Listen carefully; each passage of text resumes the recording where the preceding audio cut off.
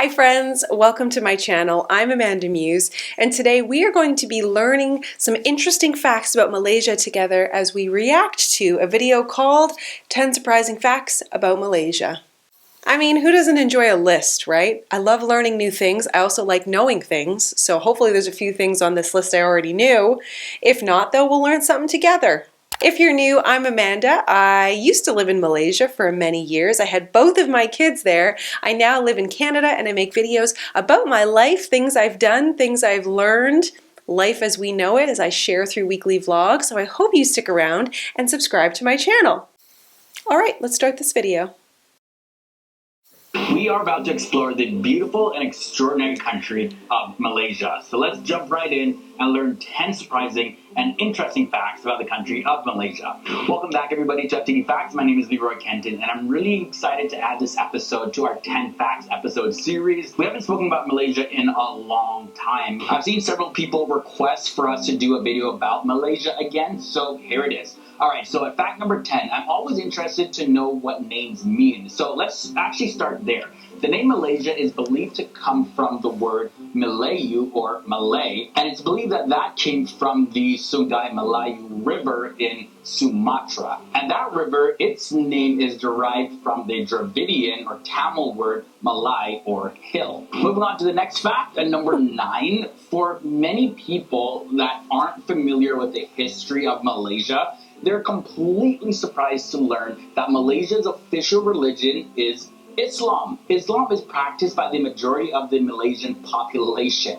Now, the Constitution of Malaysia says that all Malaysians are Muslims. It just declares that for everybody. Now, Malaysians are not allowed to change or abandon their faith at all. But on the other hand, Malaysia still has a lot of residents who are not Malay. So for non-Malays, for the most part, they follow other religions such as Taoism, Christianity, Buddhism, and Hinduism. But for those who are Malay nationals, you need to be Muslim based on the Constitution. Now, Interesting. So I actually had a comment left on my channel recently because over the years I've talked about my time in Malaysia because, fun fact for me, I actually started my channel while living in Malaysia. So I feel like quite rooted in my time there. And I have said over the years that Malaysia is a Muslim country. And someone said, well, it's not fair to say that because not everybody practices Islam. And I thought, oh, you just get into the habit of saying things. So the first thing I want to say is, if I've offended you by saying that, I'm very sorry because that is never my intent. I consider myself to be very open-minded, very inclusive. So, with that out of the way, it's interesting what he said because I thought, well, why would I say that? Why would I make such a grand statement? Because that's like saying Canada is a Christian country. What? Like, it's just, Canada is Canada and it is, has a variety of people who practice different religions. So, but that makes sense now that he's saying, like, in the Constitution, it actually says that everybody is Muslim, or practicing of Islam. So it's very interesting how it's like written in the Constitution. Fascinating. Know about Malaysia is that it is part of the Malay archipelago. Now, what's that word mean anyways? Well, it's a big word. It pretty much means a group of islands. Now, the country of Malaysia itself has around 878 islands, and most of which, though, are still not inhabited. But either way, the collection of islands that make up Malaysia is pretty... Are you seeing? But I'm seeing this is so beautiful. It's so cold. It's so cold here. I just put on a scarf because I'm literally freezing in my office. Man, what I would do for a holiday in Malaysia right now. Sites to look at. Now, Borneo is the third largest island in the entire world after Greenland and New Guinea, and it's also the largest island in all of Asia. So 3 countries actually share the island of Borneo, and those countries are Brunei, Indonesia, and of course, Malaysia. Now let's talk about the language in Malaysia. So there's a language, Bahasa Malay, also known as simply Malaysian. That's the official language of Malaysia. This, by the way, is different from the Malay language of Malayalam found in India, by the way. So a lot of people get those confused. Not the same language. Either way though, the official language of Malaysia, like I mentioned, is Malay or Malaysian or Bahasa Malay. So yeah, it does go by several different names, but the government sometimes refers to it as Malaysian. Also, the English language is widely used professionally and commercially, and also it's used in the superior courts. And the final thing I want to share about the Malaysian language is that it has borrowed from the Sanskrit, Tamil, Hindi, Persian, Portuguese, Dutch, and Chinese languages. It's also borrowed. That makes sense. So I just reacted to a video about the history of Malaysia. So this video might come before or after, but in that video we learned about, the influence of the Portuguese, the Dutch, the British, the Indian, the Chinese, and how all of that played such a huge role in creating Malaysia and what it is today. So naturally it makes sense that there would be all those influences, right? From the Arabic language, and also more recently it's been borrowing from the English language. That has increased a lot, especially when it comes to many of the different scientific and technological terms being used in Malaysia. Let's now talk a little bit more about the government of Malaysia. Not many people know this, but Malaysia is actually considered to be a federal constitutional monarchy, and it has a ceremonial head of state, and that is a monarch who has a title of Yang di Pertuan Agong, which means paramount ruler. Now, when it comes to this paramount ruler, what happens is that he's elected from among 9 hereditary state rulers to serve for a 5-year term. And now the paramount ruler, that's the person that appoints a prime minister from among the members of the House of Representatives.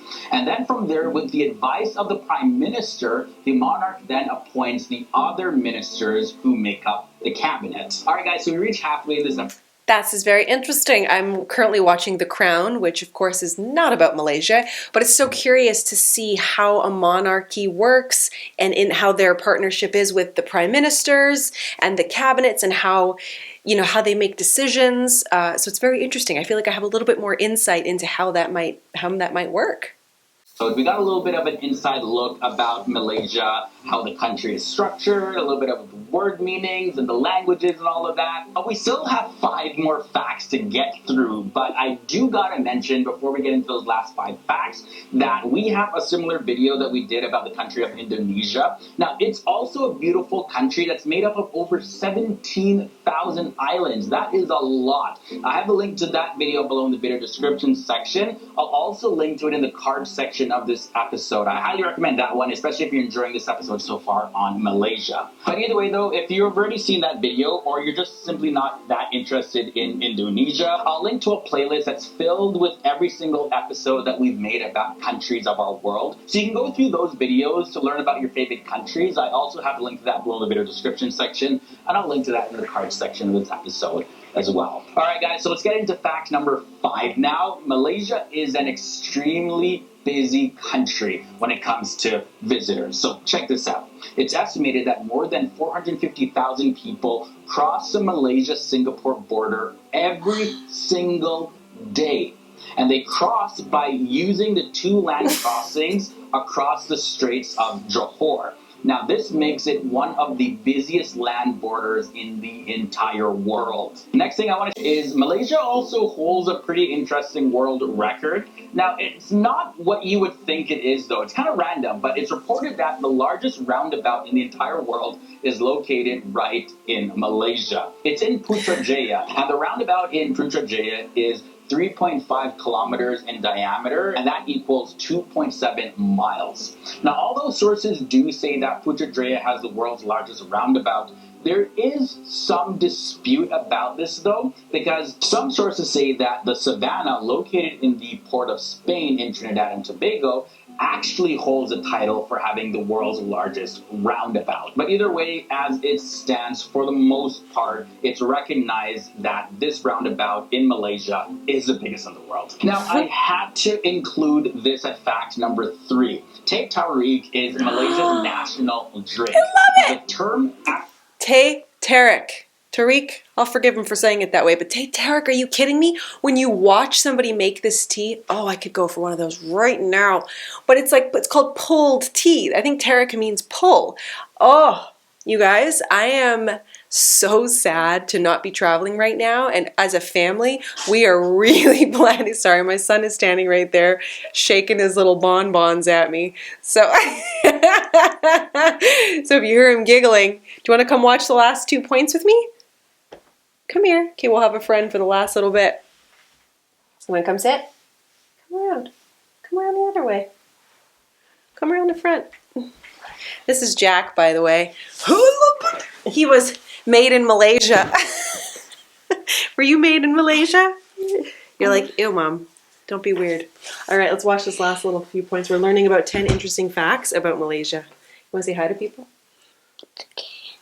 Means cold tea. Alright, so what is this anyways? Well, it is a hot milk tea beverage, but it can also be served cold as well. Now, they say to effectively mix the flavors of the tea, you actually have to tarik or pull the tea between two pitchers repeatedly. Now, this is how the tea can stretch and blend together and generate foam. So once the tarik is boiled, it's then strained into a mug, and then the tea is poured from a height of about a meter, which is about 3 feet or so, into another mug. And then the process known as pulling is repeated several times until froth is formed over the tea. And the pulling process actually cools down the tea. But it's not just a delicious beverage that has an interesting process to froth it and cool it down, but also tea tarik competitions are an actual thing. They're organized all throughout Malaysia, and you can see people actually pulling tea in the most creative way possible, and they throw in some dance moves as well. This is an actual sporting competition, for real. Another thing to note about the country is made up of 2 main land masses. Now, there is what's known as Peninsular Malaysia, and it's also known as Malaya or West Malaysia. And it's the part of Malaysia that makes up the southern half of the Malay Peninsula and the surrounding islands. Now, its area is about 332,265 square kilometers, which is approximately 40% of the total area of entire country of Malaysia. Now, the other part of the country is known as Malaysian Borneo, or Sabah, or Sarawak, and Labuan, or most commonly it's referred to as East Malaysia. Now, this is a part of Malaysia on the island of Borneo. Like I mentioned, it was the largest island in all of Asia. Now, the final thing. Do you know what I saw on that island, mister? Are you wiggling that big tooth? Is it wiggly? Oh my gosh, you guys, you want to show them your tooth? Jeez, somebody's lost a lot of teeth. But on East Malaysia, Daddy and I, oh, don't wiggle it. I'm going to be honest with you. Fun fact about Amanda, the mom, I'm grossed out by wiggly teeth. Stop it. You know how hard it was to see him grow those teeth? The sleepless nights, the crying. But East Malaysia had orangutans, and we stayed at the Four Seasons there. It was quite a bougie experience, and it's pre-kids, obviously. And they had orangutans, and it was so cool to see that. Anyway, okay. Sure, in this episode, when it comes to the country of Malaysia, is this. Kuala Lumpur, also known as KL, is the capital of Malaysia. Now, the words Kuala Lumpur literally mean muddy confluence. And if you're not familiar, confluence is just a fancy term for the point where 2 rivers intersect. Kuala Lumpur is a metropolis, big, booming area, and it actually got its name because it was founded near the place where the rivers Klang and Gombak intersect together. Now, Kuala Lumpur, Malaysia metropolitan area's population is about 8 million people. So with that said, that wraps up this episode about 10 surprising facts about Malaysia. Really hope you guys enjoyed this one. I know I had I did enjoy that. Did you enjoy that, Jackie? What do you know about Malaysia? Malaya. Oh yeah, Malaya. That's a cool word, hey? 8 million people. That's pretty interesting. I think we're in focus. My eyes don't work. Well, thanks for joining me. What do you think people should do for my channel? I don't know. Subscribe. Stick around, subscribe. Jackie, don't kick the microphone. Subscribe and hit the bell.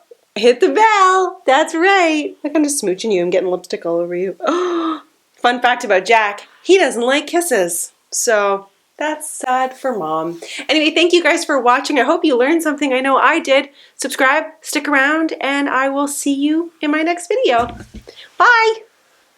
Can you say bye? Can't see you anymore. I don't even know. Bye. Bye. Bye. Bye.